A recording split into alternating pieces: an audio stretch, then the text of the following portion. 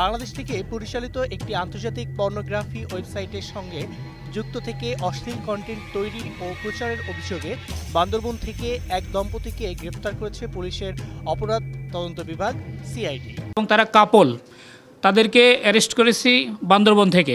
আমাদের সিআইডির এলআইসি এবং সাইবার পুলিশ সেন্টারে যৌথভাবে এই অভিযানটা পরিচালনা করে। সোমবার সকালে গ্রেফতারের বিষয়টি নিশ্চিত করেছেন সিআইডির বিশেষ পুলিশ সুপার জসিমউদ্দিন খান। এখন যে কোনো ব্র্যান্ডের পুরাতন এসি বদলে নতুন ওয়ালটন এসিতে উপভোগ করুন 25% ছাড়। তিনি জানান, ওই দম্পতি বিদেশি একটি ওয়েবসাইটে নিয়মিত পর্নো কন্টেন্ট আপলোড করতেন।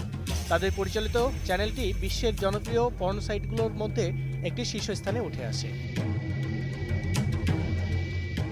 অনুসন্ধানে জানা গেছে, তারা বাংলাদেশে বসেই ভিডিও ধারণ, সম্পাদনা ও আপলোড করতেন এবং এর মাধ্যমে বিপুল অর্থও উপার্জন করেছিলেন। যে অভিযোগ সেটা হচ্ছে তারা পর্নোগ্রাফি প্রস্তুত, পরিবহন এবং কেনাবেচা, ট্রান্সমিট এবং এই কাজে অন্যদেরকে উদ্বুদ্ধ করার অপরাধে তাদেরকে গ্রেপ্তার করা হয়েছে।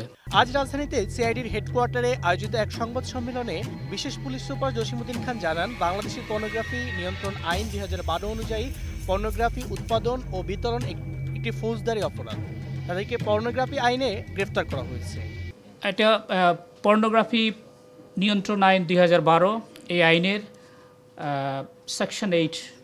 সম্প্রতি দ্য ডিসেন্ট নামে একটি পত্রিকা এই দুটি যুগলের বিষয়টি সামনে আনে। আবু সাইদ, 21 টেলিভিশন, ঢাকা।